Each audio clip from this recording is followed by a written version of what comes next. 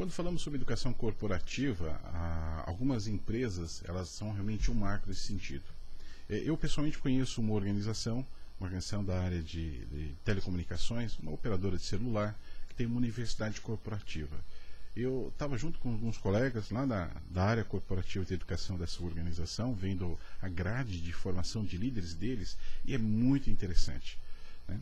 Eles realmente conseguem contemplar para a classe executiva deles um conjunto de conhecimento que dê uma visão bastante horizontal da organização. Isso é importante para fundamentar a qualificação do executivo.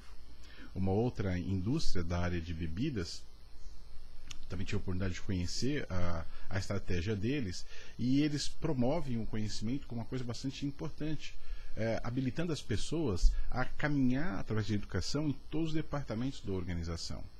Isso forma a mente do executivo e ajuda ele a entender outros pontos de vista, ver que a valsa toca diferente em outros lugares, mas é valsa do mesmo jeito, e que no final é uma coisa só. Pois bem, isso serve para ilustrar a importância de nós envolvermos outras áreas dentro dos treinamentos da área de tecnologia. É claro que um executivo da área de logística ou da área financeira não vai ter o mesmo grau de absorção de informação de um executivo da área de tecnologia quando a gente está falando de um curso de IT, o COBIT, ISO 20000 e por aí afora. Mas essas pessoas precisam ter uma ideia do que é isso. Então, em 5 frases, vamos trabalhar por que é importante envolver outras áreas nos cursos de tecnologia. O primeiro motivo, e talvez o mais importante de todos eles, é para promover o alinhamento de entendimento. Sim, porque a área de tecnologia tem tanta especialidade, e quando as pessoas que estão fora de tecnologia tentam conversar conosco, eles ficam confusos. Falamos de banco de dados, infraestrutura, segurança, falamos de storage, comunicação de dados. Dentro de desenvolvimento tem 1 milhão de especialidades, dentro da área de serviços outro quintilhão de especialidades de tecnologia, e esse tipo de universo é muito peculiar a gente. Nós precisamos ajudar as pessoas a entender um pouco disso, entender, por exemplo, que tecnologia não é um negócio meio maluco jogado ao bel prazer, que o sujeito sai da faculdade prontinho para poder trabalhar. Tecnologia tem padrão.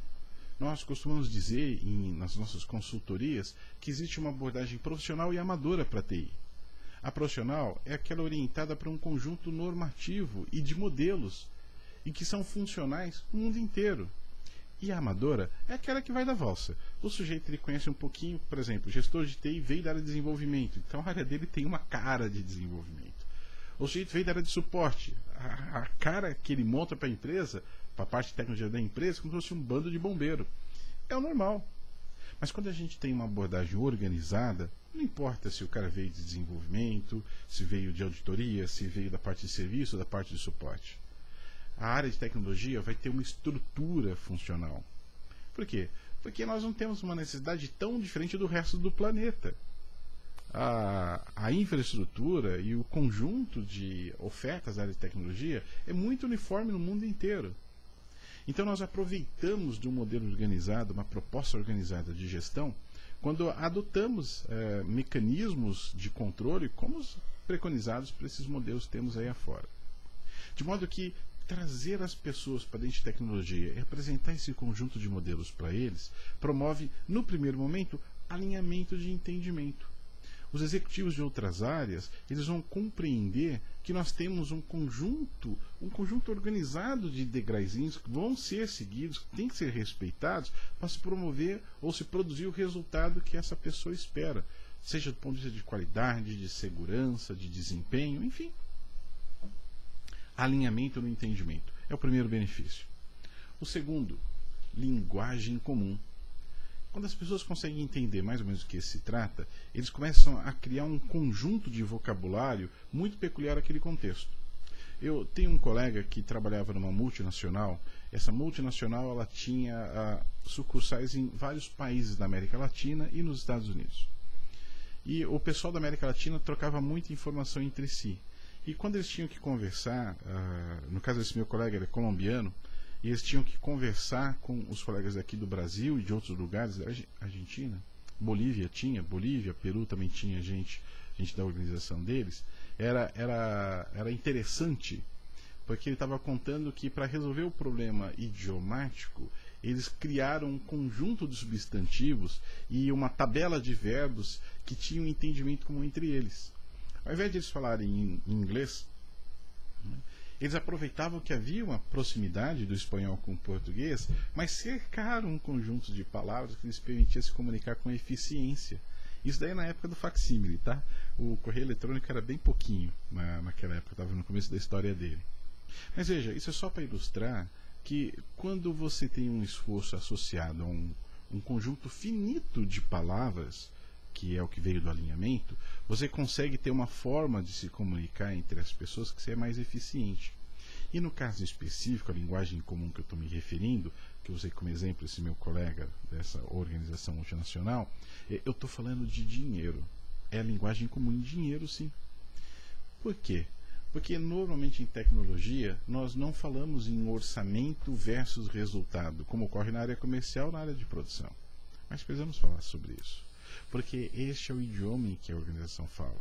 Por exemplo, você está numa indústria e você tem, sei lá o que você produz na indústria, não importa o que. A realidade é que alguém numa posição muito elevada, ele tem ideia de quanto custa para produzir uma única unidade daquilo que ele vende na empresa dele. Não importa se ele vende todo dia toneladas de combustível, toneladas de parafuso, toneladas de pneu. Ele sabe quanto custa uma unidade. E quando você senta com ele para conversar e apresenta para ele um orçamento qualquer, de qualquer tipo de dinheiro que você precise gastar, ele faz a conta de vezes este ou vezes uma tonelada, ou vezes uma hora de produção, ou vezes um dia de produção, uma semana de produção, um mês de produção. Esse é o idioma dele. Então você quer R$10, ele fala assim, R$10, puxa, isso equivalente é uma coisa que eu produzo. Vou jogar fora uma coisa que eu produzo de jeito nenhum. Tanto é que esse sujeito, você está andando pela fábrica e ele vê caído no chão uma peça dessas que ele produz, ele não pensa duas vezes, ele pega, vai lá na linha de produção dessa peça devia estar e reinsere ela na linha de produção. Faz isso até com um papelzinho para colocar no lixo, né? Eles valorizam essas coisas. Esse é o idioma deles. Se nós estamos conseguindo ter alinhamento de entendimento de desempenho, nós conseguimos entender esse idioma e traduzir para dentro de tecnologia. Minimamente isso. Olha, alinhamento, linguagem comum, falar do jeito que eles falam. Se a sua empresa fala em termos de dinheiro, é dinheiro, fala em termos de produção, é produção, fala em termos de resultado, é resultado. Outra coisa que nós conseguimos trazendo as pessoas para dentro do universo de conhecimento de tecnologia é promover um vínculo de desempenho associado a resultado. Ao invés do resultado de TI ser tantos chamados atendidos por dia, tantos sistemas entregues dentro do ano, isso só faz sentido para nós. Como que nós queremos uma linguagem comum em alinhamento, precisamos também vincular os nossos índices de desempenho a esses que as pessoas usam dentro da organização, o que realmente impacta. E aí a gente vai construir metas de TI que façam sentido para a área de negócio. Estamos falando aqui de BSC, sim, Balance Scorecard, mas não é só ele, né? Existem, dentro da lógica do BSC, uma série de mecanismos que a gente pode adotar. Isso tem a ver com a nossa cultura de comunicação. É ela que a gente vai melhorar. É ela que, trazendo as pessoas para a gente de tecnologia, eles entendendo como é que funciona nossos índices de desempenho, nossos números, né? A gente vai conseguir fazer com que essa pessoa nos auxilie a construir algo que faça sentido para ele. Para a realidade da área de negócios, que essa realidade vai bater lá em cima. Sabe que com esse tipo de método, aqui no nosso escritório, nós temos um tipo de trabalho que chama Projeto DEFCON. Sabe que DEFCON é uma unidade de medida, um índice de medida de segurança, a segurança nacional dos Estados Unidos. Então, o chefe da defesa, ou então o presidente da República, no caso dos Estados Unidos, eles têm condição de, em função de indicadores auxiliares que eles têm, decretar um índice que vai de 1 a 5, que é o quanto ele está mais próximo ou mais longe de uma guerra nuclear. Dentro da organização é parecido. No caso da guerra nuclear é a falência da empresa ou uma catástrofe qualquer que afeta a área de negócios. Se você trazer essas pessoas da área de negócio para a gente de tecnologia e ajudá-los a entender os nossos números, de modo a eles colaborarem conosco para reorganizarmos os nossos números, uma linguagem comum, alinhada, orientada a investimento, objetivos alinhados, a gente consegue fazer um projeto DEFCON aí na sua empresa. Você mesmo pode fazer o seu, né? Traduzir todos os números da organização, inclusive de tecnologia, para um quadro de impacto na organização. Já pensou? TI está em DEFCON 3. A organização, TI está em DEFCON 3, 3 é metade do caminho para uma guerra nuclear. Pode ter certeza que a área fiscal, a área de produção, a área de logística, está todo mundo afetado. E aí você não precisa esperar a bomba estourar. Você consegue atuar junto com eles. Às vezes até para os alertar. Bom, trazendo também as pessoas para dentro de tecnologia, você vai ter mais uma vantagem. Você vai estar conseguindo fazer com que a sua empresa possa ser comparada com outras organizações do ponto de vista de desempenho. Sim, porque na medida em que você tem colaboração de outros, de uma camada horizontal da organização, TI, fiscal, financeiro, logística, produção, controladoria, vai embora, né? Você consegue criar uma sinergia horizontal dentro das organizações, baseada em modelos de mercado. Dá para você fazer benchmark. Dá para você olhar para o lado e, através de evento, através de leitura, através de vídeos que você vai vendo de outras organizações, de um modo ou de outro, todo mundo publica alguma coisa, você consegue saber como é que você está posicionado. E se você estiver num mercado competitivo como de tecnologia da informação, se esse for o seu business principal, não tenha dúvida, esse tipo de benchmark vai ser importante para marcar o seu desempenho. Se você estiver num processo de fusão ou de aquisição de organização, adotar modelos de mercado dessa forma horizontal, esse entendimento e aplicação forte dentro de tecnologia, você vai ter uma vantagem competitiva muito grande. Sabe que quando as empresas adotam modelos internacionais de gestão e adotam de um jeito inteligente, até tem um outro vídeo que eu falo sobre isso daí, depois dá uma olhada lá no vídeo que fala sobre TI e negócio.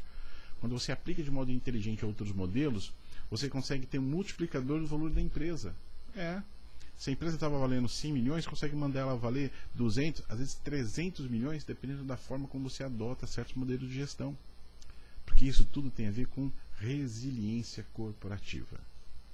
Mas resiliência é assunto para um outro treinamento. Por hoje é só.